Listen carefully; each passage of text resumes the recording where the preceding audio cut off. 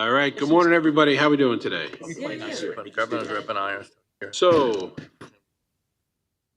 welcome to the July 14th meeting of the North Jersey Transportation Planning Authority Board of Trustees. Thank you for joining us. I'm filling in for Commissioner Kelly, who could not be here today.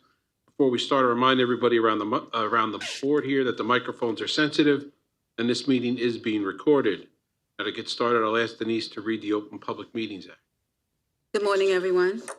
This is to advise that in accordance with the Open Public Meetings Act, Chapter 231, PL 1975, adequate notice of this meeting has been forwarded to the Newark Star Ledger, the Asbury Park Press, the Courier News, the Daily Record, the Home News Tribune, the New Jersey Journal, and posted in the Essex County Hall of Records in Newark. All right, if you would, please stand for the Pledge of Allegiance. Pledge allegiance to the flag of the United States of America, to the republic which stands one nation, under God, indivisible, with liberty and justice for all. Denise, would you please call the roll? Bergen County, Present, none voting. Essex County, Here. Hudson County, Present. Hunterdon County, Present. Jersey City, Present. Middlesex County, Here.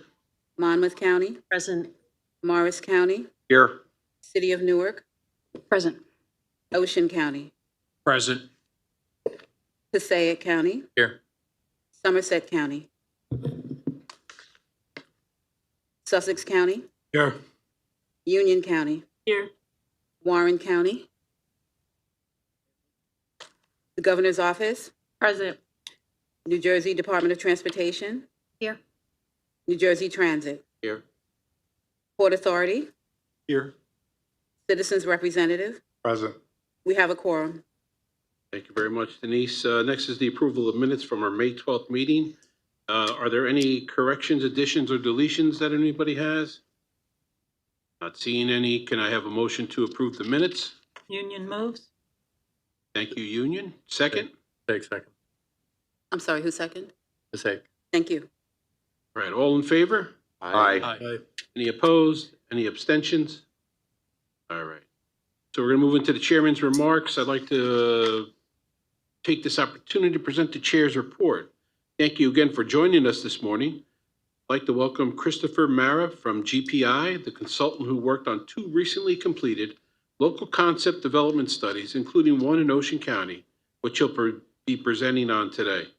These studies, led by our subregions, identify and compare reasonable alternatives and strategies that address a transportation issue, such as the best way to replace or rehabilitate a deteriorating bridge or exploring options to make a road safer.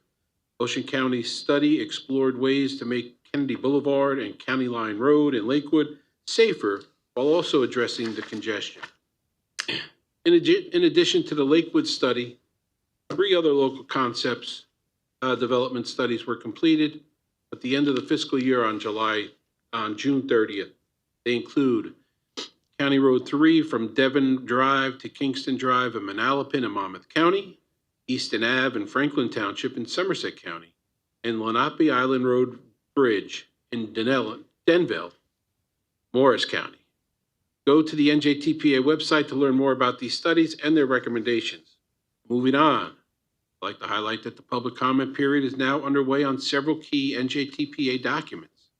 The draft long-range transportation plan, called Connecting Communities 2026-2029 Transportation Improvement Program, or the TIP, and the Air Quality Conformity Determination have all been released for public review.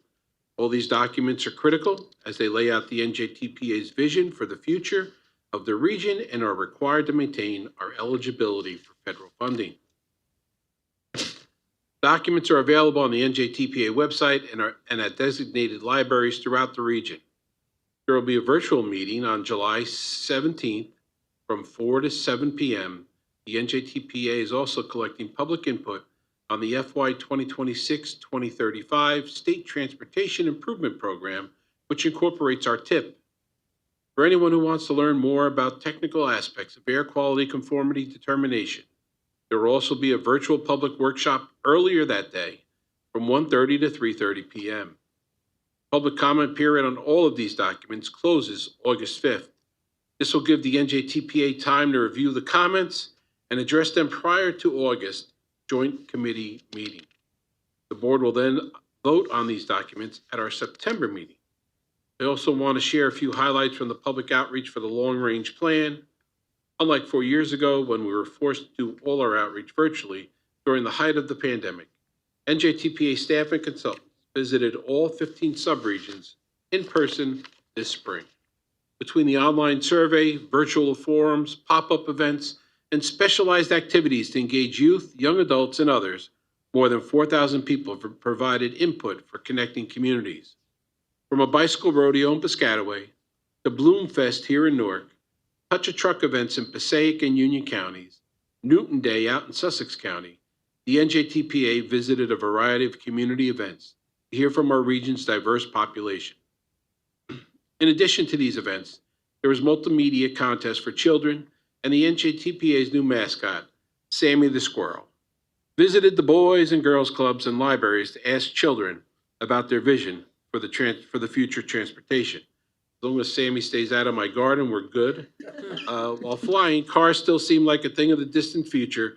Children were also interested in riding in driverless cars, which are already being piloted.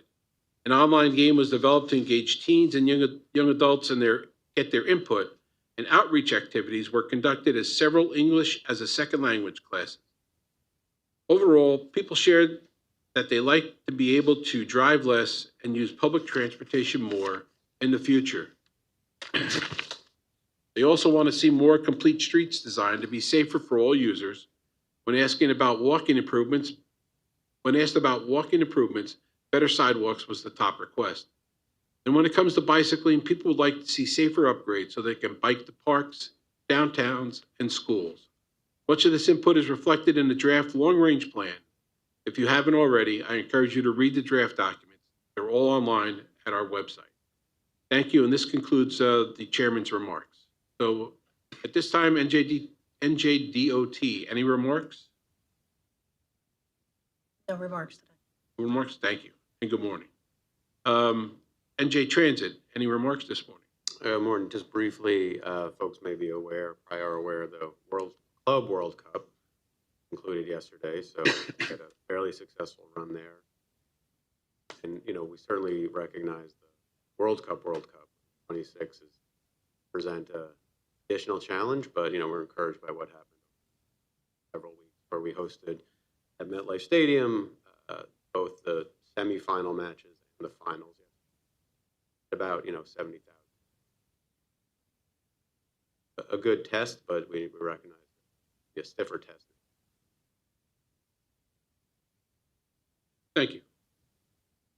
Port Authority, any remarks this morning? No comments today. Thank you. Thank you very much. At this time, we're going to turn to David for his Executive Director's report. Thank you, Commissioner Kenny. Good morning, everybody. Before I get started, I do want to note that immediately following this meeting, the Project Prioritization Committee will convene a special meeting to vote on one item, a modification to the FY 24-27 Transportation Improvement Program to add funding for a New Jersey transit project. This action needs to be taken now so funding can be programmed before the end of the federal fiscal year, which is why we're addressing it today rather than waiting until next month's joint committee meeting. The meeting should be very quick, and I appreciate the PPC members sticking around for this one item, which will not require any additional action. So the committee meeting will complete it and it will not have to come.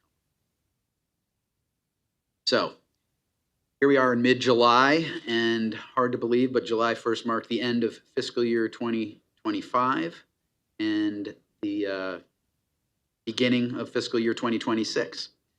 So I want to go over a few highlights from fiscal year 2025 here at the NJTPA. First, I want to start with some good news on the topic of air quality. I'm happy to share that the NJTPA region is no longer required to model emissions for carbon monoxide as part of our air quality conformity determination process. Federal Environmental Protection Agency recently notified us about this following our region's 20 straight years of attainment status for carbon monoxide as of the end of last year. This is really, really great news, certainly something we've been working collaboratively toward for a long time. And I'd like to thank all the NJTPA staff and partners who've worked so diligently over the years to make this possible. After all, better regional air quality means a better and healthier life for the people of our region. Goods movement front, 2050 freight industry level forecast update, which includes regional, sub-regional, and commodity profiles, is now complete. You'll be hearing a little more about this from Commissioner Shaw in the Freight Initiatives Committee report. With the end of fiscal year 2025, 3 counties completed sub-regional studies, and the final reports will be on our website soon. They are the West Hudson Circulation and Connectivity Study, the Middlesex County Road Safety Audits, and the Warren County Comprehensive Complete Streets Policy. 3 other sub-regional studies are underway in Hunterdon and Somerset counties and Jersey City, with 2 new studies coming this year, Middlesex County's Transportation and Mobility Plan and Passaic County's Urban Core Trucking Study. Also of note for our subregions, the fiscal year 27-28 Subregional Studies Program solicitation went out last month, and the deadline for proposals is August 22nd. Related, the FY27 Subregional Transportation Program solicitation and schedule is under development. You can expect to get the solicitation package for that in early. Next, an update on the status of the local safety action plans we've been developing with 8 of our subregions: Bergen, Hunterdon, Morris, Ocean, Passaic, Somerset, Sussex, and Warren counties. These plans identify and prioritize safety improvements on county roads aimed at reducing fatal and serious injury crashes. Following contributions and review by county staff and local implementation committees, as well as public meetings, all 8 plans have been finalized and meet the eligibility requirements for USDOT's Safe Streets and Roads for All grant program. And my report wouldn't be quote unquote complete without at least touching on our successful Complete Streets Technical Assistance Program, one of our key municipally focused programs. Final report was completed for the 8th Avenue Walkable Community Workshop in Belmar, and final reports on work in Patterson, Reddington, Verona, and Belleville will be released a bit later this summer. The solicitation for the next round of Complete Streets Technical Assistance will be issued in the fall, so keep an eye out for that. On the topic of municipal programs, on June 25th, NJTPA staff presented several of our municipal programs at the Keep Middlesex Moving E-Micromobility Conference. That included our Complete Streets Demonstration Library, which complements the Complete Streets Technical Assistance Program I just spoke about. Many municipalities have taken advantage of the library in recent months to demonstrate potential improvements, such as temporary curb extensions in Garwood, which gives the community a chance to see how these improvements might work if made permanent. Find more information about the library on our website. Finally, I wanted to share that in late June, Morris County celebrated the opening of the Pompton Valley Rail Trail, which was funded through the NJTPA. And I had the pleasure of joining Commissioner Shaw and Commissioner Bartlett and a very enthusiastic crowd at the ribbon cutting event for that trail. The trail connects Peconic and Morris County to Wayne and Passaic County and provides off-road access for people biking and walking to New Jersey Transit's Mountain View train station. We eventually hope to see this trail connect to a much larger regional trail network, including the Morris Canal Greenway. I lied when I said finally, because finally, I also wanted to share that in June, Commissioner Bartlett was elected to the Board of Directors of the National Association of Regional Councils, or NARC. He'll be representing District 2, which covers New Jersey, Delaware, New York, and Pennsylvania. And I was also reelected to a seat on the Executive Directors Council. I look forward to working with Commissioner Bartlett and NARC during these critical times as Congress is working on the next transportation reauthorization bill.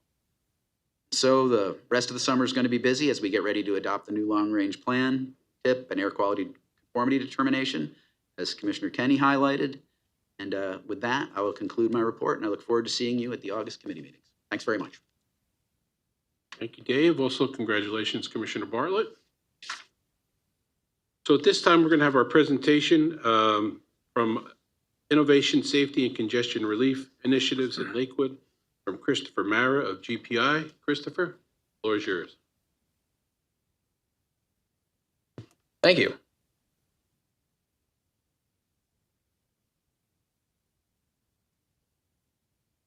Good morning, everyone. I'm Christopher Mara with GPI, and I'm the Deputy Project Manager for the Kennedy Boulevard and County Line Road Corridor Improvements Project.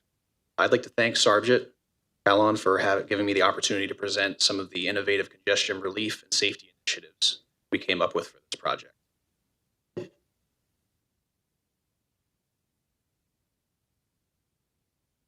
Help if this thing was on.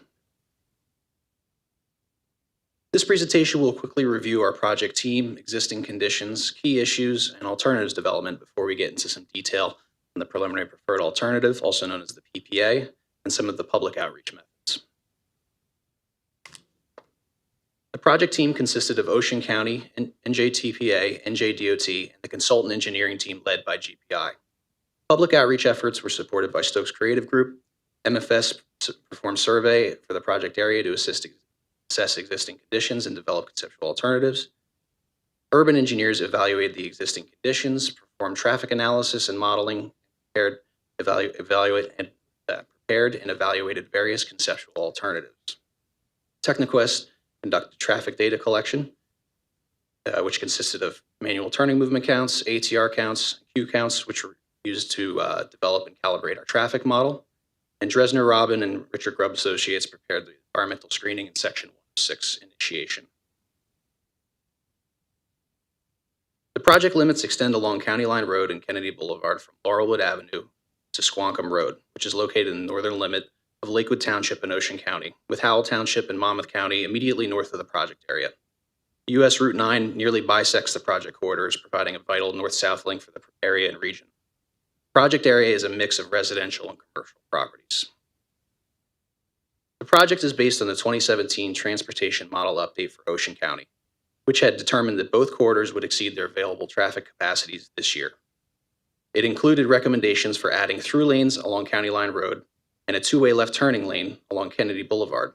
Anyone familiar with Lakewood and the surrounding areas knows that there has been significant development and expansion, which is driving increases in traffic, both in the immediate project area and the general region. As part of our project, we developed traffic volume growth rate by comparing NJTPA population and employment projections, as well as the NJTPA regional transportation model projections. And using the most conservative figure, we developed an escalation rate, which was used to evaluate our alternatives out to the design year of 2050. Within the project area, County Line Road consists of 4 and 2 travel lanes west and east of the intersection with Heathwood Avenue, and has posted speed limits of 45 and 40 miles per hour west and east of Forest Avenue. The 2-lane section typically features a center turning lane to facilitate left turns on the various side streets. Kennedy Boulevard consists of 2 travel lanes and is posted 30 miles per hour for the section between Lexington Avenue and Forest Avenue, with the remainder of the project area posted at 40 miles per hour. In addition to the aforementioned traffic capacity issues, both roadways have incomplete sidewalk networks, as can be seen in this photo on the slide. County Line Road generally lacks shoulders which could be used by bicyclists, while Kennedy Boulevard does feature relatively wide shoulders, but lacks bicycle facilities. The signals along both roadways generally lack coordination, particularly with the state-owned signals at US Route 9. We also have aggressive driving throughout the project area, but of particular concern in the area of the 4-lane section of County Line. In terms of safety, the project corridors had 1,088 crashes for the 5-year period from 2018 to 2022. Overrepresentations, which is a comparison of site crashes to the entire county roadway system, include right angle, rear end, side swipe, left turn, and pedestrian and bicyclist crashes. Of most concern are the right angle, left turn, pedestrian, bicyclist crashes, as they tend to be more severe, resulting in injuries or fatalities. The project team performed a traffic data collection program in October of 2023, making sure that the counts were performed during typical weekdays and weekends, which do not coincide with federal, state, religious holidays, or local events. We also performed travel time runs and Q counts, which were used to calibrate our traffic model to reflect the observed conditions in the field. And using the aforementioned volume projections, we developed no-build, build alternatives, which were analyzed for various design years from current day through 2050. To address the capacity issues along County Line Road, 2 through lanes are required in each direction. The project team briefly investigated the feasibility of widening the roadway to accommodate the required roadway cross-section, which is depicted in this graphic. Shown in green dashed lines are the existing edges of pavement for the roadway, and shown in red are the various structures which are in close proximity to the widened section. Depending on location, County Line Road would need to be widened between 12 and 18 feet on each side to accommodate the required cross-section. Approximately 8 to 15 feet of additional space would be required beyond the roadway widening to construct necessary sidewalks for pedestrians and accommodate roadside grading. This amount of widening would likely require full right-of-way takings of at least 40 residences and businesses, as well as significant impacts to the Woodlawn Cemetery near the intersection with Route 9. These impacts would likely preclude this project from advancing. In addition, safety may be further diminished due to the longer pedestrian crossing distances and left turns into and out of various unsignalized side streets and driveways, which would need to cross additional through lanes of traffic. This could increase the amount of pedestrian and crashes throughout the corridor. Due to these concerns, the project team dismissed further investigation of the 5-lane section along County Line Road. To address the project's purpose and need, the project team investigated 3 primary alternatives along County Line Road and Kennedy Boulevard, as well as 2 alternate options for addressing their intersection with Squonkam Road. Alternative 1 maintains the existing traffic patterns of the roadway network and improves traffic operations by optimizing the existing signalized roadway network.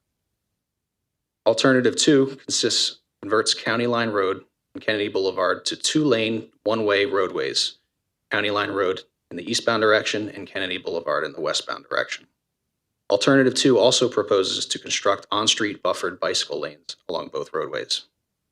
Alternative 3 proposes the same one-way pair as Alternative 2, but with a separate paved side path, also known as a shared use path, which can accommodate bicyclists and pedestrians along both roadways. With these primary alternatives, we also investigated 2 options to address the one-way conversion at the eastern project limit with Squonkam Road. Option A consists of constructing a single hybrid modern roundabout to replace the existing pair of signalized intersections, while Option B maintains the 2 signalized intersections but requires widening and reconstruction to provide additional turning lanes to accommodate traffic. Lastly, we had the no-build alternative, which served as the baseline comparison for all other alternatives developed for this project. Today's presentation will only focus on our PPA, which consisted of Alternative 3 and Option A. For the LCD study, we had developed renderings of the proposed cross-section to better visualize each alternative.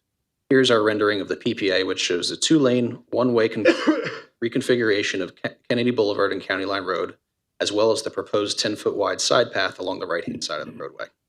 The PPA includes coordination and optimization of the signalized intersections within the project limits, as well as completion of the sidewalk network.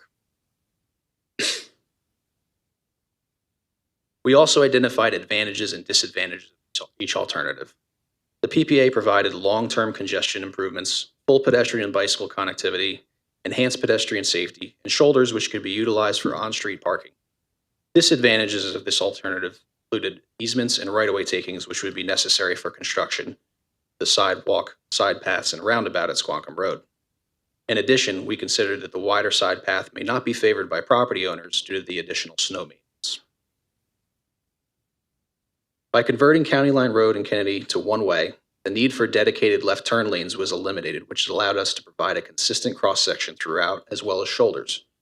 This provided the opportunity to construct curb extensions at intersections, which improve pedestrian visibility, shorten pedestrian crossing distances, and keeps people from parking too close to the intersection, Title 39.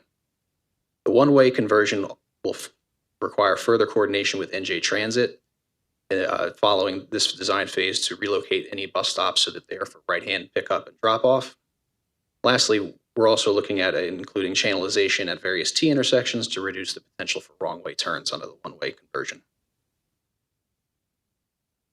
In developing of the one-way conversion, the project team had to address how traffic would be directed at both project ends. Proposed improvements at the western project limit at Laurelwood Avenue are shown here. The approaching westbound traffic along Kennedy Boulevard would be tapered down to a single lane prior to navigating the curve at Laurelwood Avenue. The roadway would also be narrowed via curb extension, and the pedestrian crossing would be relocated so it is more visible to approaching traffic. Both the curb extension and the curve will contribute to traffic calming and slow vehicles at this location. Traffic approaching County Line from Laurelwood Avenue will have a dedicated right turn lane and a combined through left. The right turn lane will operate essentially as free flow unless pedestrians press the push button to cross Laurelwood Avenue. Since Route 9 is under the state's jurisdiction, modifications to the intersections with County Line Road and Kennedy Boulevard will require NJDOT approval. Left turns from both directions of Route 9 will need to be accommodated from the segment between both corridors so widening of Route 9 will be necessary. A bus stop pull-off will be provided in the northbound direction, as it currently is today in the shoulder, and the southbound bus stop will be maintained in the right lane. In addition, proposed improvements at Route 9, both Forest Avenue and Clifton Avenue, will be reconfigured to provide dedicated left turning lanes and through lanes. It should be noted that a significant safety and operational benefit of the one-way conversion is that left turns from County Line Road or Kennedy Boulevard can be made without having to cross opposing traffic. So we're reducing conflict points and improving operations along this corridor. The project team developed simulation videos to demonstrate the improvements of the PPA compared to the no-build. This video shows traffic operations at the center of the project corridor from Forest Avenue to Clifton Avenue. Circled in blue are key locations which typically experience significant congestion and queuing during our peak hours. As you can see, under the no-build conditions, queues extend beyond the limits of the video and into adjacent intersections, which often results in gridlock. The one-way conversion of the PPA significantly reduces the queuing and better accommodates traffic from side streets at the various intersections, including Route 9. In addition to simulation videos, our traffic model was used to develop travel times from various start and end points within the corridor for each alternative. Each color in this graphic corresponds to the travel time in the table. For example, the trip from the western project limit at Laurelwood Avenue, which is in blue, to Route 9 northbound takes approximately 6 minutes under current day conditions. Under the PPA in 2040, that trip would take nearly half the amount of time.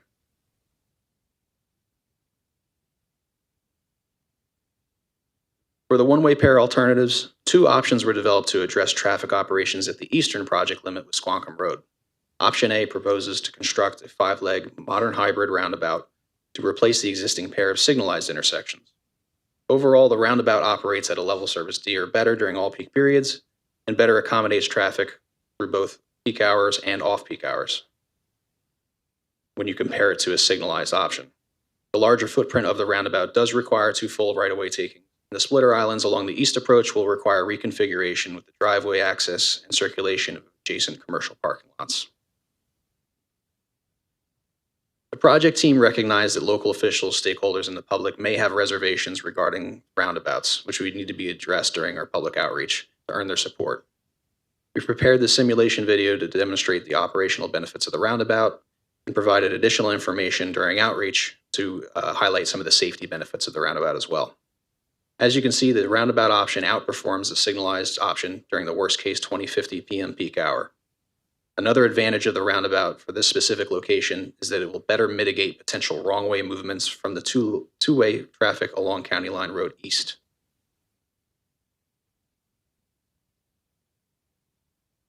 Through our alternatives analysis and public outreach process, we developed a PPA which addresses the purpose and need of the project and incorporates FHWA proven safety countermeasures. We are able to better accommodate future traffic volumes while also improving safety and accessibility throughout the project area for all road users.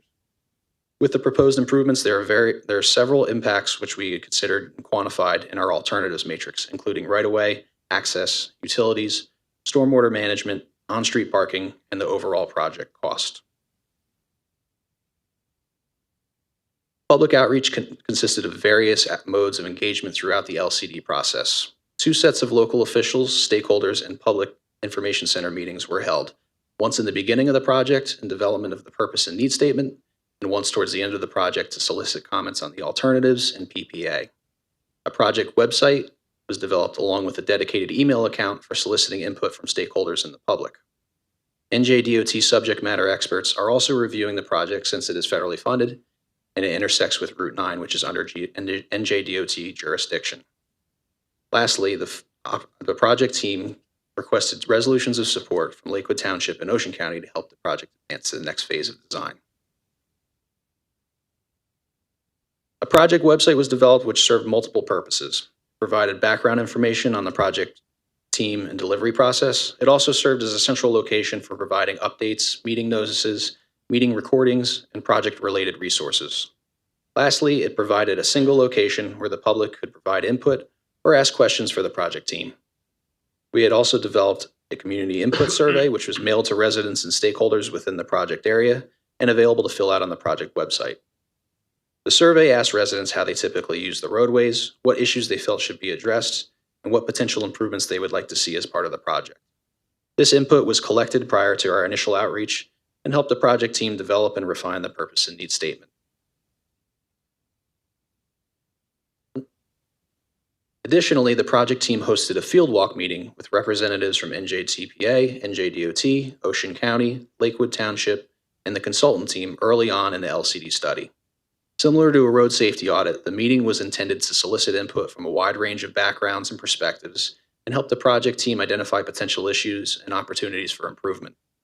This meeting also helped introduce the project and project team to various local officials and stakeholders prior to our formal public outreach.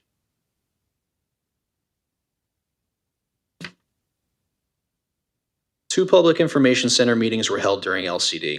Project team advertised these meetings using mailers to residents and stakeholders, handouts to local businesses, installing yard signs throughout the project limits, running advertisements in local online newspapers, sending email blasts via the project website and email account, providing notices on NJTPA and Ocean County social media accounts. The first PIC, intended to solicit input on the draft purpose and need statement, was held online, and its recording was hosted on the project website to accommodate anyone who could not attend. The second PIC, intended to present the alternatives in PPA, was held in person at Lakewood Township's courthouse. It was held as an open house format where attendees could come up and view the project plans up close and discuss the project with the project team members one-on-one. We had also set up a project simulation video running on repeat on TV screens so participants could view that and discuss with the team as well. Halfway through the PIC time slot, we made a formal presentation to further explain the project, the background, purpose and need statement, project delivery process, funding, and timeline.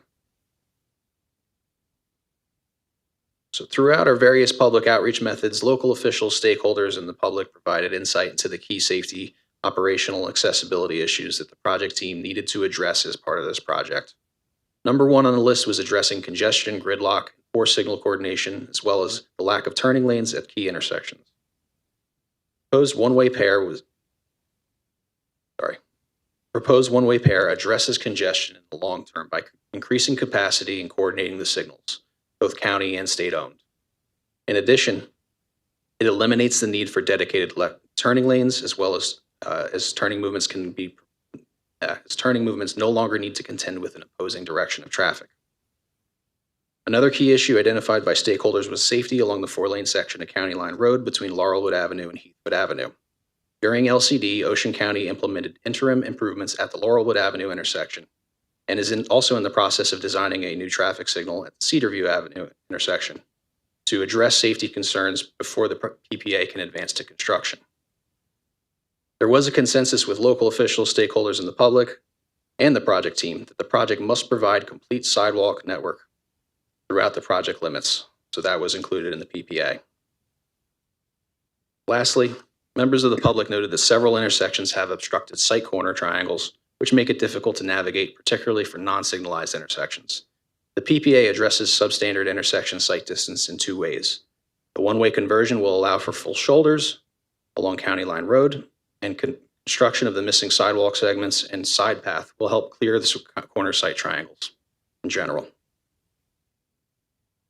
So through a robust public outreach campaign and alternatives analysis, the project team was able to develop a preliminary preferred alternative which addresses the safety, operational, and accessibility issues along County Line Road and Kennedy Boulevard.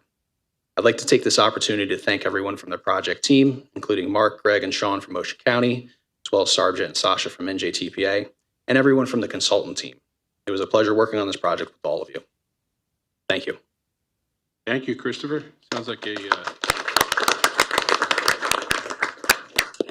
very big but much needed project. So any questions to Christopher from the board? Okay, anybody questions from the public? Any questions online, Ted? Okay. Christopher, thank you very much. Thank you.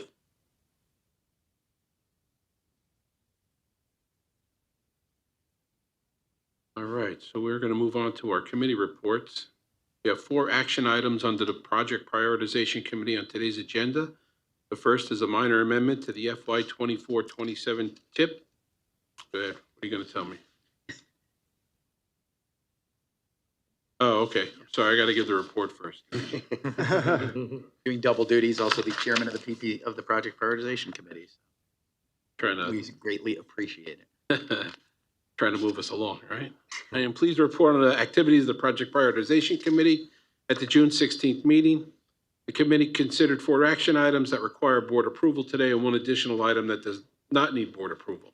First item for approval is a minor amendment to the FY 24-27 TIP to split the Route 80 Riverview Drive, Polyfi Road project into 6 projects in Bergen and Passaic counties. Approval of this minor amendment will remove the Route 80 Riverview Drive to Polyfi Road project from the TIP and divide it into 6 separate contracts, programmed as 6 new projects, which will be then added to the TIP under this action. Dividing the project into multiple contracts will allow NJDOT to prioritize critical sections and replace critical bridges promptly. The second item for approval is the minor amendment to the TIP to add federal funds to the 7 programs. This action will allow the state to use available funding before the end of the federal fiscal year, and it includes advancing 14 local safety and high-risk rural road projects in our region. A detailed summary for these items are included in today's packet. The third item for approval is a minor amendment to the TIP to add federal funds to the bus support facilities and equipment program. Approval of this item will add $79.6 million of FTA Section 5339 funds for engineering, right-of-way, and construction in FY 2025. Final item for approval today is a minor amendment to the TIP to transfer NJTPA Carbon Reduction Program funds to the NJ Transit Light Rail Infrastructure Improvement Programs. Approval of this item will allow the NJTPA to allocate its carbon reduction funding to a project in our region and support rehabilitation and accessibility improvements at the Norfolk Street Station on the Newark Light Rail System. This concludes the Project Prioritization Committee report. And then with that, we will move into item number 1, which is a minor amendment to the 2024-2027 TIP split through Route 80 road project, Riverview Drive, Polyfi Road project into 6 separate projects in Bergen and Passaic County. I understand Passaic County would like to move this item. Yes, Passaic moves. Thank you, Commissioner. Ocean County, will you second? Yes, second. Thank you very much. Any comments from the board members on this item? All right, any comments from members of the public on this item? Denise, would you call the roll? Yes. Essex County, Yes. Hudson County, Yes. Hunterdon County, Yes. Jersey City, Yes. Middlesex County. Yes. Monmouth County, Yes. Morris County, Yes. City of Newark, Yes. Ocean County, Yes. Passaic County, Yes. Sussex County, Yes. Union County, Yes. Warren County, Yes. the Governor's Office, Yes. Department of Transportation, Yes. New Jersey Transit, Yes. Port Authority, Yes. Citizens Representative. Yes. The motion passes. Thank you, Denise. The second item is a minor amendment to the FY 24-27 TIP to add federal funds to 7 programs.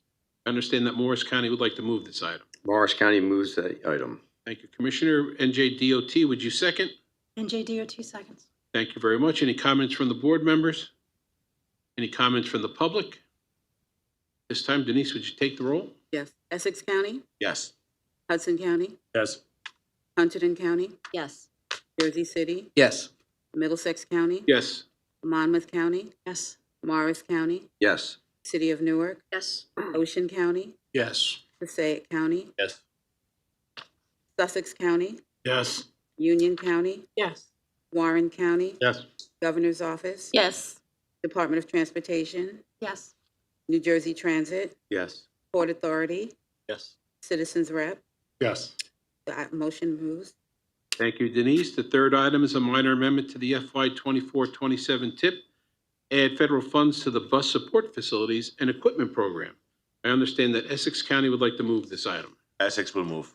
Thank you very much. Monmouth, would you second? Monmouth will second. Thank you very much. Any comments from the board members on this item? Any comments from the public on this item? Denise, would you kindly take the roll? Yes. Essex County, Yes. Hudson County, Yes. Hunterdon County, Yes. Jersey City, Yes. Middlesex Yes. County, Monmouth County, Yes. Morris County, Yes. City of Newark, Yes. Ocean County, Yes. Passaic County, Yes. Sussex County, Yes. Union County, Yes. Warren County, Yes. Governor's Office, Yes. Department of Transportation, Yes. New Jersey Transit, Yes. Port Authority, Yes. Citizens Rep. Yes. Motion moves. Thank you, Denise. The fourth item is a minor amendment to the 24-27 TIP 2 transfer NJTPA Carbon Reduction Program funds to the NJ Transit Light Rail Infrastructure Improvements Program. I understand that Union County would like to move this item. Yes. Union moves. Thank you, Commissioner. NJ Transit, would you second? Yes, NJT seconds. Thank you very much. Any comments from the board members? Any comments from the public? Denise, would you please take the roll? Yes. Essex County, Yes. Hudson County, Yes. Hunterdon County, Yes. Jersey City, Yes. Middlesex Yes. County, Monmouth County, Yes. Morris County, Yes. City of Newark, Yes. Ocean County, Yes. Passaic County, Yes. Sussex County, Yes. Union County, Yes. Warren County, Yes. Governor's Office, Yes. Department of Transportation, Yes. New Jersey Transit, Yes. Port Authority, Yes. Citizens Rep. The item passes. Yes. Thank you. Thank you, Denise. At this time, we're going to move on to the Planning and Economic Development Committee report. We'll hear from Commissioner Jason Sarneski, who will give the report. Commissioner? Thank you, Mr. Chairman. I'm pleased to report on the activities of Planning and Economic Development Committee's June meeting. The meeting featured a presentation on the update of the NJTPA's project prioritization scoring process from Michael Grant, Vice President at ICF, the lead consulting firm on the update. These scores are used to prioritize projects for funding in the Transportation Improvement Program. The scoring process is being updated to align with the revised Regional Capital Investment Strategy and Long-Range Transportation Plan goals. Current framework scores local road and bridge projects as well as state highway and bridge projects administered by the NJDOT. The new update will also incorporate scoring criteria for the transit projects. RTAC is meeting this month to discuss scoring results, followed by the working session to develop final recommendations by October. Results will be presented to the RTAC Project Prioritization Committee and Board for final approval. On a point of personal privilege, I just want to point out that a longtime planning director, Dave Deck, for Warren County, recently retired. Many of you know Dave. He's served on this board and with this board for a very long time. So I just want to officially here congratulate Dave and give him my best wishes. We do have with us Warren County newest planning director, Ryan Conklin, who will be attending the meetings now. So for everyone who remembers Dave, remember to send him your well wishes on his retirement. That concludes the Planning and Economic Development Committee report. Thank you. Thank you, Commissioner. Congratulations to Dave on his retirement. Freight Initiatives Committee, Commissioner Stephen Shaw will give us the Freight Initiatives Committee report. Commissioner? Yes, thank you, Mr. Chairman. I'm pleased to report on the June 16th Freight Initiatives Committee meeting. I was on vacation and therefore unable to attend the meeting, so I want to start by thanking NJTPA staff and other committee members for handling the meeting in my absence. The meeting featured a presentation on the region's 2050 freight industry level forecast update by Jack Lodek, an associate at Cambridge Systematics, the consultant leading the effort, on the 2050 freight industry level forecast update. Forecasts were used to develop Connecting Communities, NJTPA's draft long-range transportation plan. The project analyzed the projected various commodity flows and e-commerce trends and updated the NJTPA's freight forecasting tool.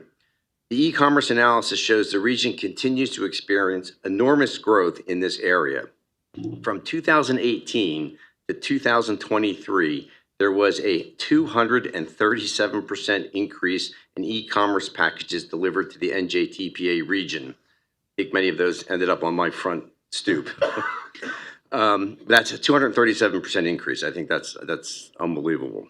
Our region's e-commerce growth slightly outpaced the national average with over 200 million packages delivered to the region in 2023. Amazon is dominating regional parcel delivery, accounting for almost 70% of packages, followed by the United States Postal Service, FedEx, and UPS. The presentation included a live demonstration of interactive online dashboards and highlighted the extensive data that will be available to stakeholders. During reports from committee members, the City of Newark acknowledged NJDOT's Local Freight Impact Fund for providing more than $15 million for 3 projects in the city. These projects are improving pedestrian accessibility in the port area and will add approximately 2 miles of dedicated bike lanes. Mr. Chairman, that concludes my report. Thank you, Commissioner. Now, at this time, we're going to turn to the public portion of the meeting.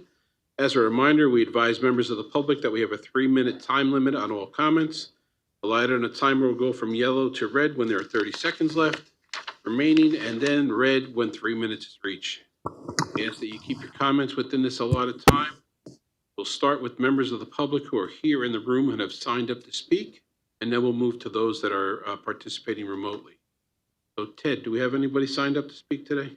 Commissioner, no one signed up to speak in advance, either in the room or virtually. All right, is there anybody in the room that wishes to speak that didn't sign up? All right. So, thank you all for your participation today. The next meeting is going to be September 8th at 10:30 a.m. The next board meeting, September 8th at 10:30 a.m. Just a quick reminder that immediately following this meeting, we'll be holding a special project prioritization committee meeting to handle one action item, and I ask that all PPC members remain seated so we can move into that immediately following this one. So at this time, could I have a motion to adjourn? Morris seconds. And the first was Warren. Thank you. All in favor? Aye. Opposed? All right. We are adjourned and moving into the next meeting. You too. That's the weather.